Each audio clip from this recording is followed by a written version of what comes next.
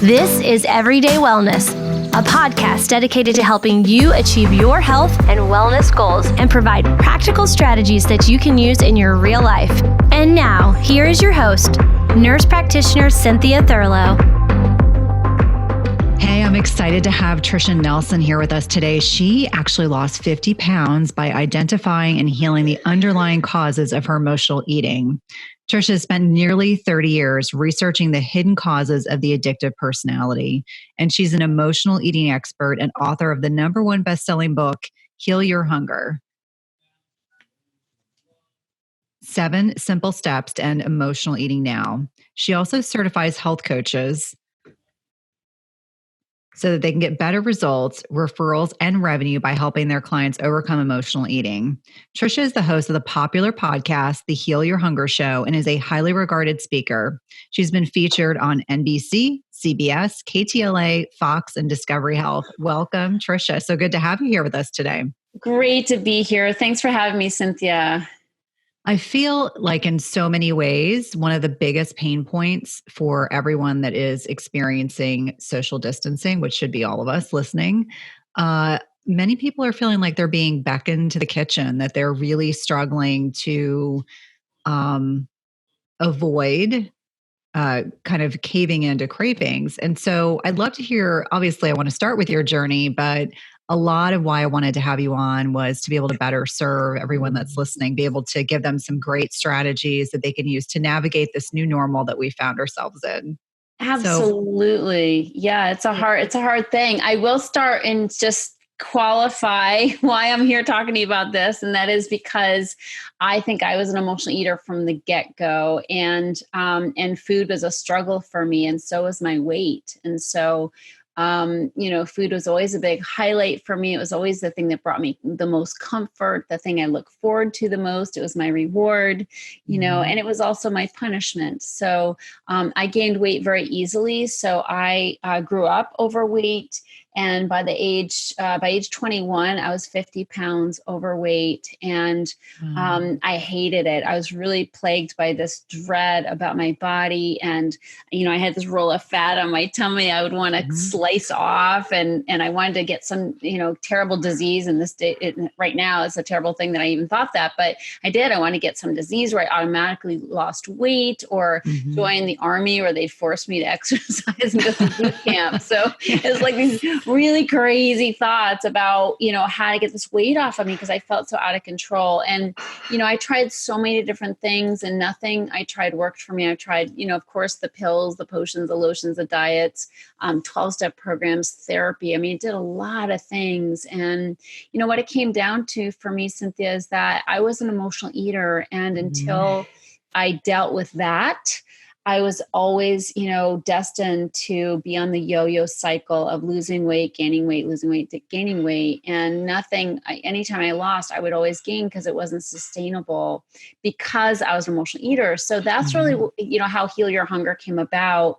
And I've been helping women for about 30 years now to heal this problem. And to me, it's really the gap, because we know what we should be eating, right? Like we're not stupid, Right. We've been at this for a while.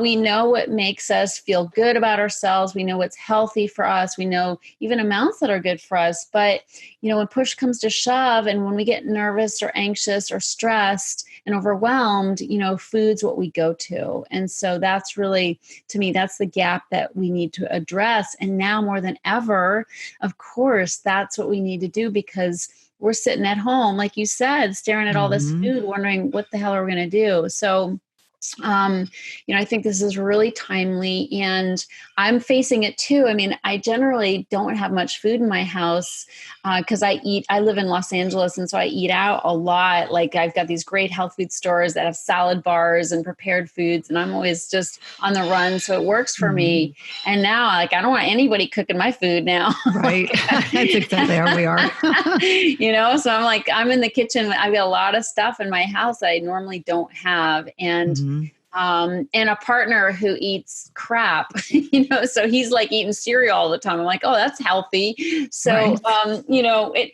He eats sugar cereal with sugar on it, Wow. Wow. So I know. So, anyway, so the point is, we've got temptation all around us. And so it's really important more than ever that we start addressing this. And I'll just tell you that, in my experience, as I said, doing this for 30 years, helping women with emotional eating, fear is the number one, fear and anxiety, nervousness, that is really the driver of emotional eating is anxiety. And I find that emotional eaters are more prone to nervousness and anxiety or anxious energy than your average person. So that's really something, that is driving people right now and making it even harder to not eat.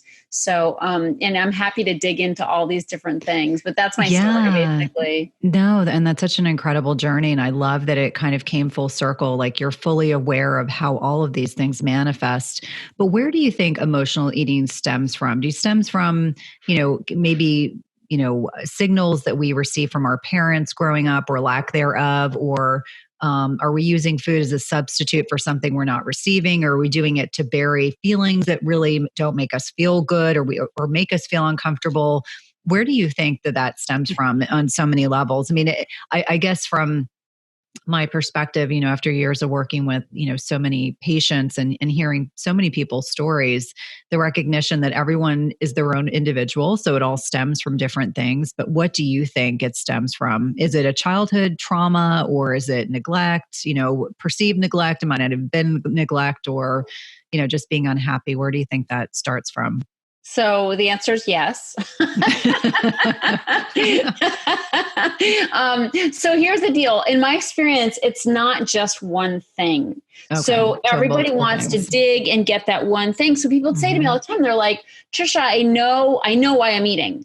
But the truth is they don't always know why they're eating. The idea that we have one thing in our past, I had sexual abuse in my past, definitely a big causative factor in overeating. Like I'd say probably, at least 60% of people who are overeaters had some kind of abuse in their past. Okay. But, it's not one isolated thing. So what happens is we have things from our childhood for sure that are damaging, traumatic, and what happens when we have, alcoholism in our family or some kind of abuse or, some kind of real big trauma or stressor, what happens is we develop coping skills to get through that. And one of those is eating.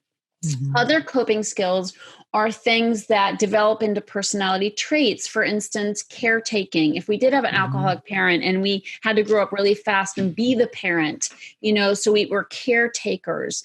The problem with that is that in the moment it saves our lives, being chameleons. This is a, very big survival skill as a kid. You learn to adapt and you've got your antenna out for what moods are in the house and how am I going to adjust so I don't set somebody off. There's all kinds of things that we do as children to get by, to really survive our childhood. Problem is, they saved our life at one time, but they end up killing us later on in our lives, if not literally, at least figuratively, and they cause our eating.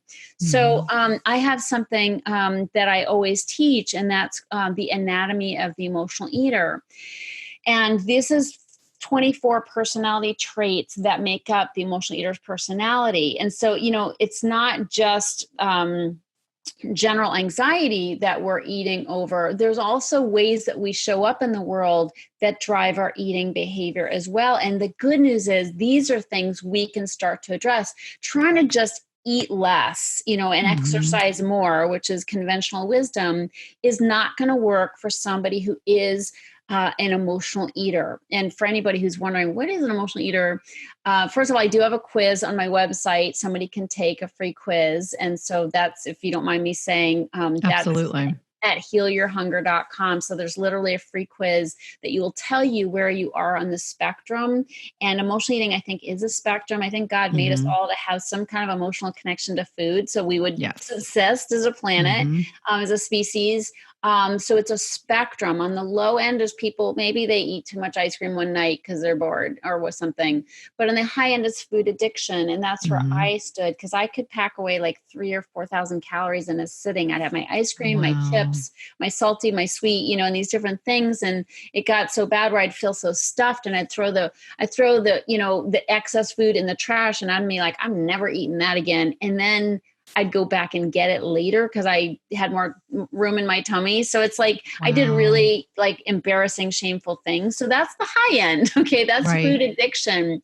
But somebody, everybody's somewhere on that spectrum. And so if you take the quiz, you'll find out where you are and what to do about it. But back to these personality traits. So as a kid, right, we were caretakers, we're kind of pivoting and moving and trying to just get around the rage that's in our family or some kind of dysfunction that's there.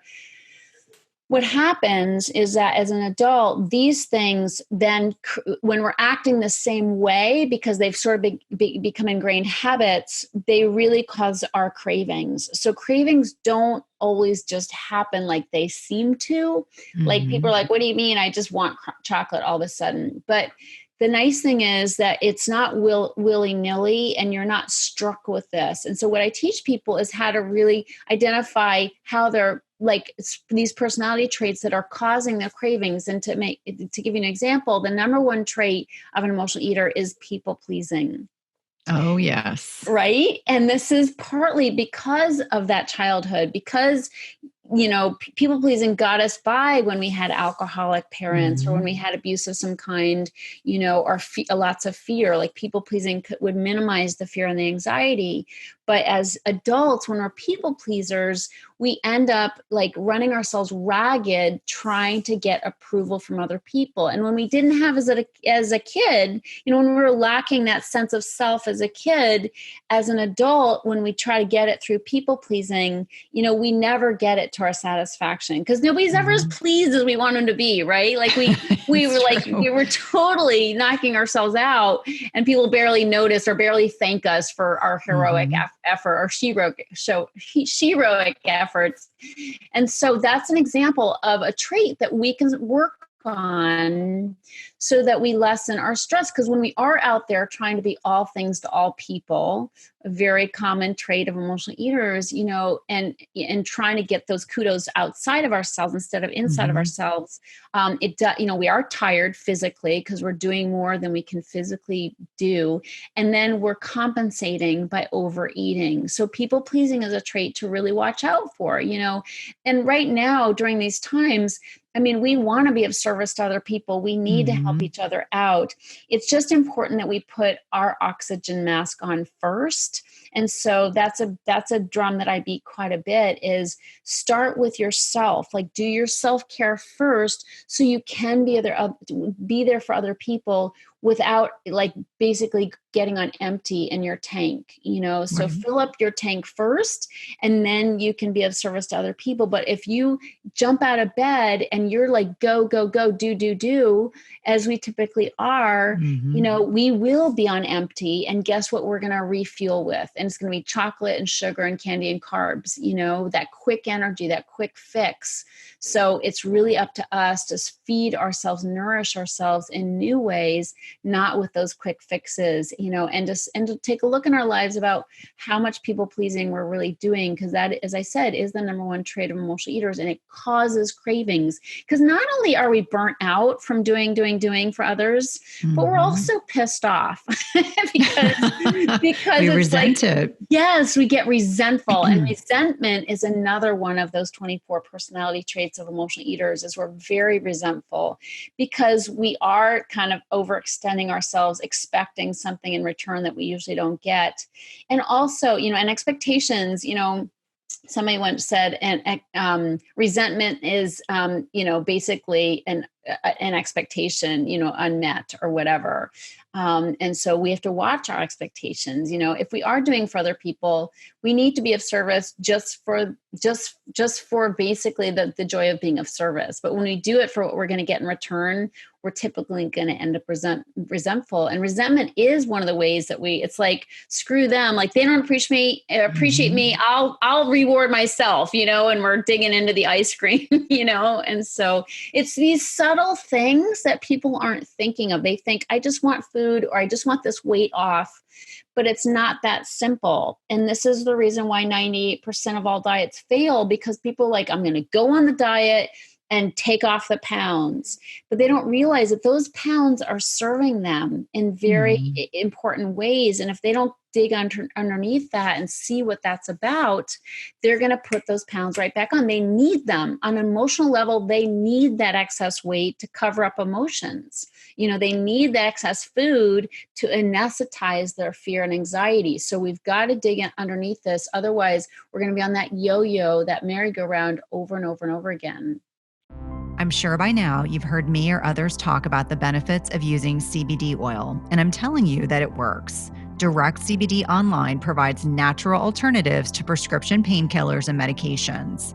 They sell only the highest quality CBD oils, edibles, creams, and more to help you on your search for natural well-being.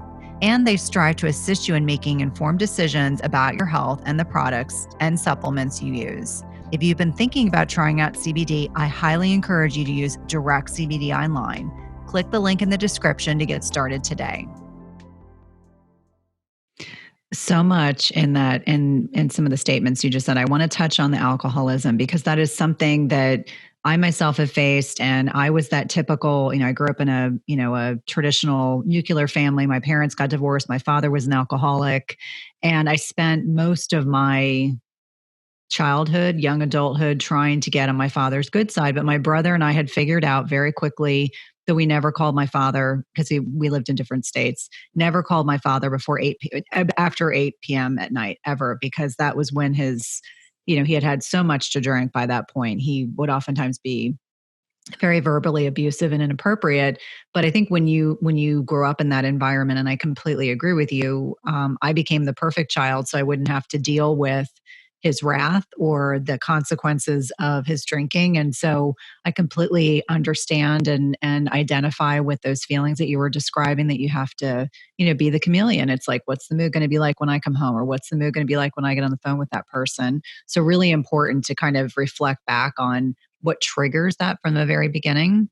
And I also think it's really critical to make the association with a lot of times why we're overeating or binge eating or craving certain foods is because we feel uncomfortable experiencing a certain feeling, whether it's fear, anxiety, as you've mentioned, being depressed, being sad. Bad things happen to us. I mean, that's part of life. And for many of us, I think we are so uncomfortable with experiencing those feelings that we'd rather just smother it in a tube of ice cream, or we'd rather bake a bunch of brownies and eat them all and then feel like viciously sick. And so I think it's important to note that for all of us throughout our lifetimes, we probably all have experienced this to some degree. But what Tricia's also identifying is that there are outliers, there are extremes, and that's the differentiator. So you kind of have touched on what the difference is between an emotional eater or a food addict. But are the true food addicts? Are they the people that they have shows about that you watch on TV where they're binging and they're consuming 10,000 calories a day and they're homebound? I mean, is that the extremism of that? Yeah, that's the extreme. But there's a whole subsection of that. Yeah. It's kind of like where I was. I wasn't like, I looked okay. Like I was 50 pounds overweight, but I carried it okay, right. But I was like so unhappy with my weight. So I was chastising myself, like, what's wrong with you? Why can't you get these pounds off? Just hating my body, covering my body up, wearing black, wearing spandex, yoga pants, and that kind of thing. So it wasn't like I was that extreme. And so food addiction can be a lot less than what you describe. It can be just like a constant obsession with food, like having food on your mind 24/7, having food be your reward. Some aberrant behaviors like lying about how much you ate or eating eating the ice cream, in the house, if you live with other people, eating the ice cream in the household and then going out and getting more to replace it so nobody knows, sneaky behavior, kind of hiding and covering up. So many of my clients, they're moms, they're responsible people, but they have this thing with food going on. And a lot of times not even their spouses know it, so it's such a secretive, shameful thing that people carry that they just keep to themselves. And of course, the more we're as sick as our secrets. So the more we keep it to ourselves, the more it perpetuates itself. So it's really important to realize, first and foremost, that you're not the only one. Like this is you talk about pandemic, like obesity and struggles with food is its own pandemic because it is so rampant, and so many women, men too, but not nearly as many as women, struggle with this, and they suffer in silence. And it's like they think they're the only ones. I thought I was the only one who had eaten out of the trash, and then when I was, I think when 10 or 15 years ago, when YouTube came into the scene, I did a video, it's sort of reenacting that garbage. I call it garbage eating. I had like 60,000 hits from that video and comments like from all over the world, like, oh my God, I've done that. And everybody's always like, I thought I was the only one. So we all think we're the only one who does these crazy things. And in fact, we're not. So I think it's at least good to know that, obviously we have to know. This is why community is so important. And this is sort of being driven home right now with what we're going through, is that we need each other more than ever. And we need to really let people know we're struggling and hurting and reach out for help, because nobody can overcome this alone. And isolation is really the enemy here. So even though we're doing the social distancing, thank God we have Zoom, thank God we have Facebook and Instagram, YouTube, so we can start really connecting with each other, because that isolation is really problematic for the emotional eater, especially because they're already in isolation up here and with some of their habits. So just coming out and it's like admitting it's a problem, starting to get help with it is going to make a huge, huge difference. Absolutely. And I think it's important to understand that there are these extremes that we see there might be a show chronicling, extreme overeating behaviors, but Tricia really identifying that there are many people who are really suffering in silence, and they may not appear to look like they're an extreme of an eating disorder dilemma, but they may be suffering in silence. And so really critical that we're talking about it. So what changed for you? Did something change in your life? Did you start seeing a therapist to talk about some of those feelings that you were experiencing? Did that kind of start the journey towards healing? I was actually in therapy with an eating disorders therapist, and I didn't get the help I needed there. So what happened for me is I met somebody who had the problem, and he had been actually over 100 pounds overweight. And he was, he'd healed his own problem. He had a problem with alcoholism as well. So he healed all of it and started helping other people. And so he was the one who actually helped turn things around for me. Because he understood that the problem really had nothing to do with food, that it was really a deeper hunger I was trying to fill.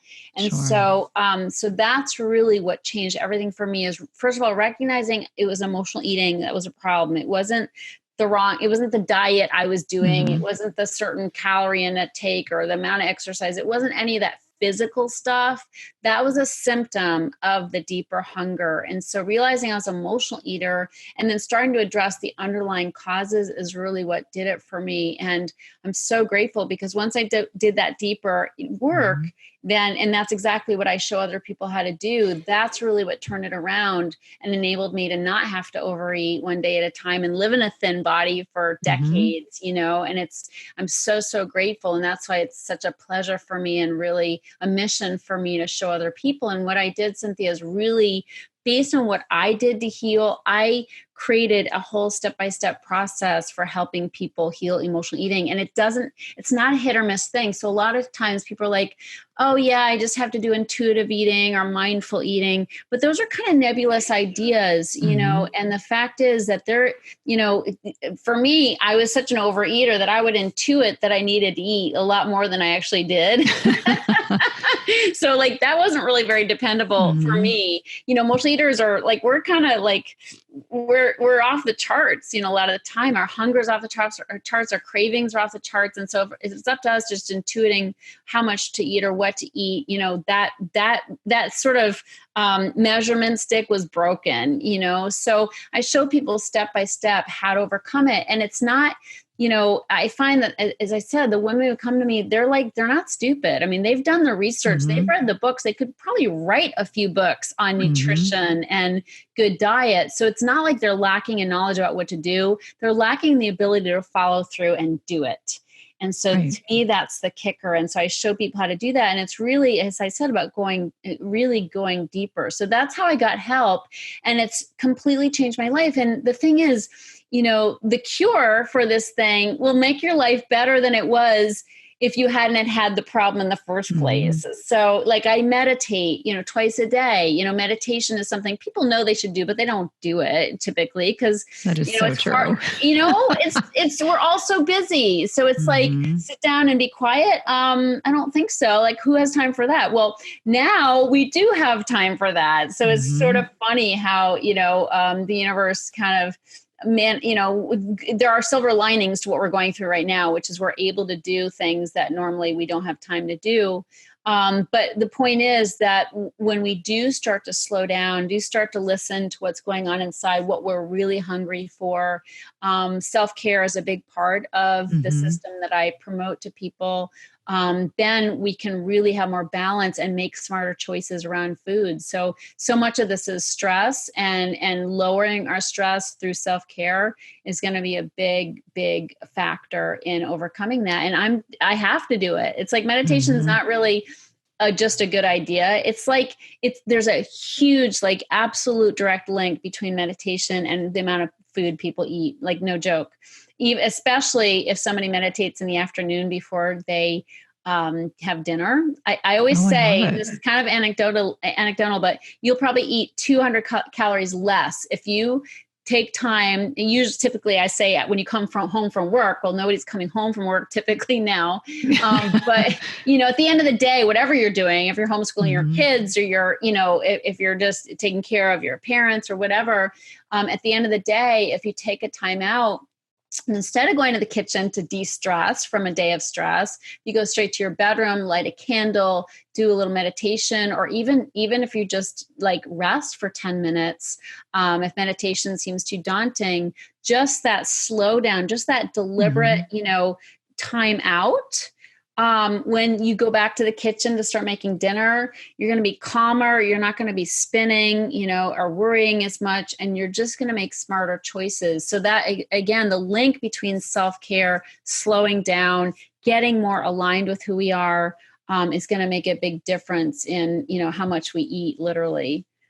Well, and the science really aligns with that. I talk a lot on the podcast about tapping into that parasympathetic, the rest and repose side of our brains. You can't be stressed and digest food, and digestion starts in our brains. So everything that Tricia's saying is actually really backed in science. If you can be in the parasympathetic before we even sit down to eat our meal, we're going to be able to digest that. We're going to be much more focused and present in our bodies. And I think that is for nearly every single patient that I work with, they struggle with the most is we are so conditioned to not be present in our bodies when we're eating. It's a means to an end. I have to eat this meal and I have to go to work, or I have to go to wherever I'm gym, or I've got meetings with friends, or I'm yelling at my kids, or I'm eating in my car. And so we're constantly in the stressed, sympathetic, dominant side of our brains. And so good if we're being chased by a rabid animal, not good if we're trying to focus on eating, certainly not good if we're focused on being present with our food for sure.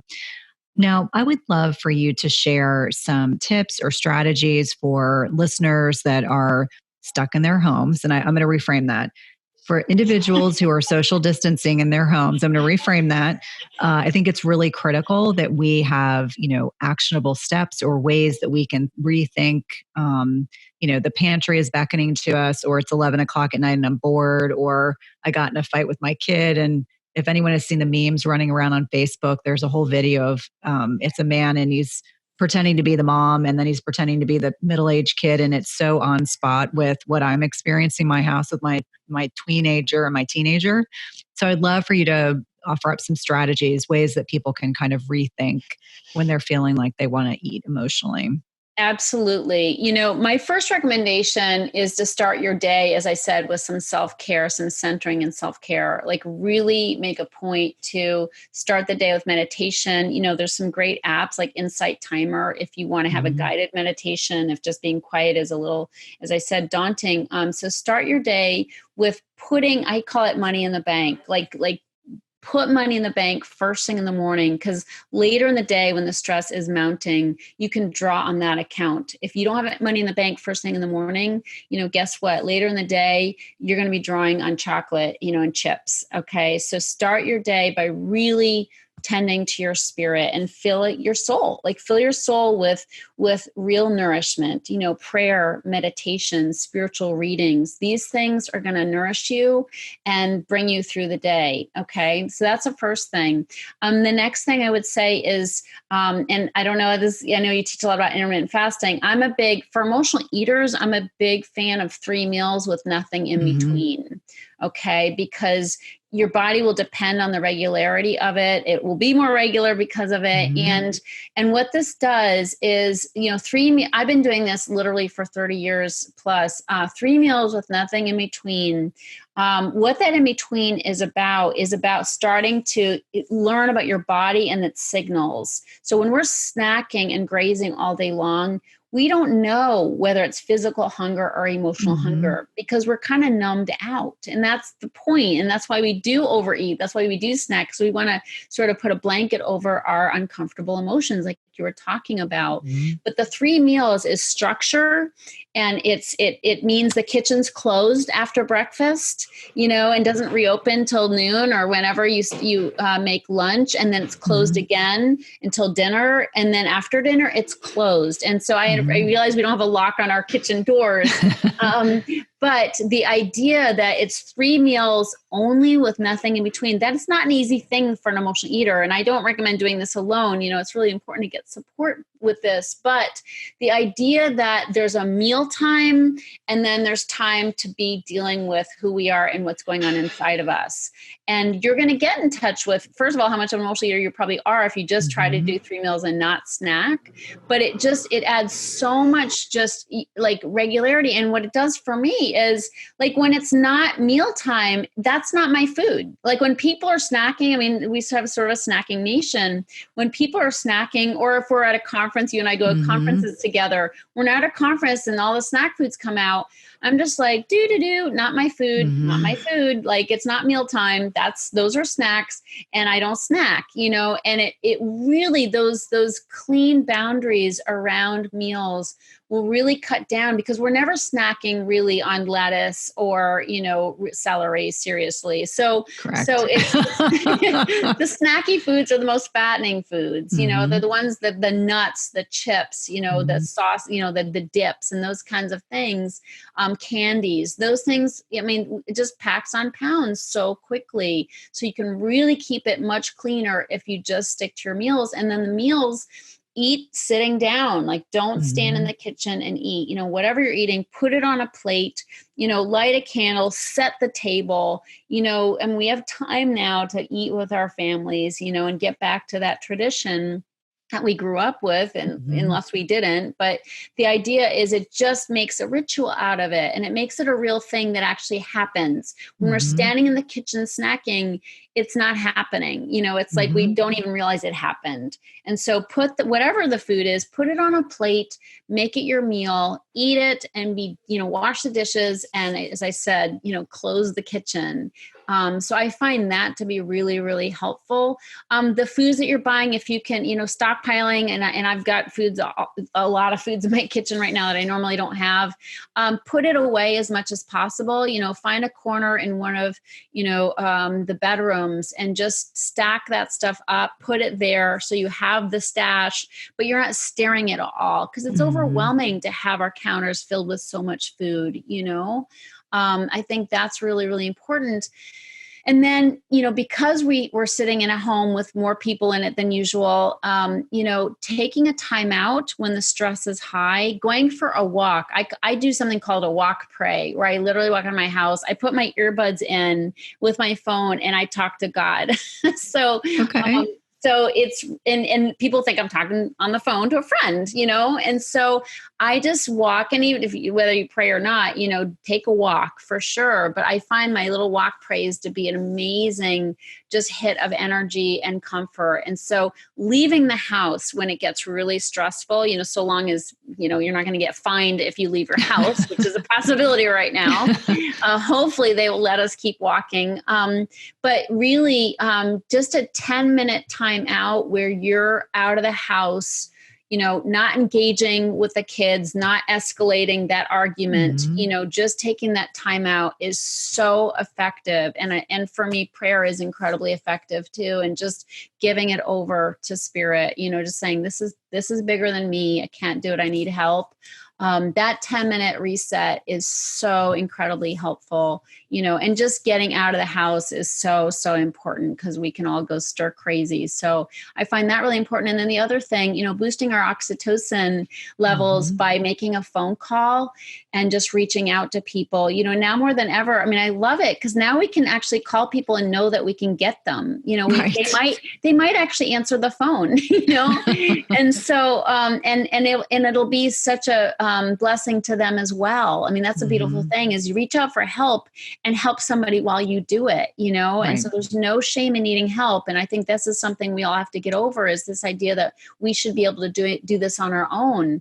No, we need help. And especially with emotional eating, food is the most socially acceptable addiction there is, and people who don't have it don't totally understand how devastating, and traumatic it can be. So really there's no shame in asking for help. We need help. I still need help. I've been healed for so long, one day at a time. And yet it's, I need help to stay that way. If I don't keep the lines of communication going, if I don't keep, offloading stress by talking about things I'm concerned about, by sharing with friends, by, again, getting that support, I'll be right back where I started and I don't want to go there. So, connection and community is so, so important. And I do have a Facebook page for people if they feel like they are emotional eaters and want to directly get that help. I'm happy to have people join us in that page where we have that direct conversation because, it is hard for people to understand this if they don't have it because it's just, it's a bizarre thing to be powerless over cookies, so getting that support is really important. Well, I'm so grateful that you're doing the work and bringing awareness to what seemingly is probably a growing problem in the United States and beyond. I do want to quickly touch on what you mentioned about the regimented 3 meals a day, because inevitably, anytime I talk about intermittent fasting, there's always someone that comes after me and says, well, this worked for me, even though I have a history of bulimia, anorexia, or, binge eating. And I always say that's great. But in my clinical opinion, and I agree with you, that it's better to have some consistent structure as opposed to these, widened fasting windows. So wanted to definitely plug that. Well, Tricia, you've given us so much to think about today. Thank you so much for carving time out of your busy schedule. Where can we find you? My website is healyourhunger.com. That's HEAL, healyourhunger.com. And as I said, there's a free quiz on there. Definitely take that quiz. Find out if you're an emotional eater or a food addict. And also my Facebook group is The Secret Sauce to End Emotional Eating. So if you go to Facebook and type in Secret Sauce, that should come up and join us there. And I am doing a series starting tomorrow, actually, called Don't Eat the House, simple strategies for staying away from food when you're stuck at home. So that's love fantastic. to have people join us. Yeah, absolutely. And we'll make sure we put that all in the show notes. Thank you so much for your time today. Thank you, Cynthia. I love your work and I just appreciate you so much. Thank you. Thanks for listening to Everyday Wellness. If you loved this episode, please leave us a rating and review, subscribe, and remember, tell a friend. And if you want to connect with us online, visit the link in the show notes.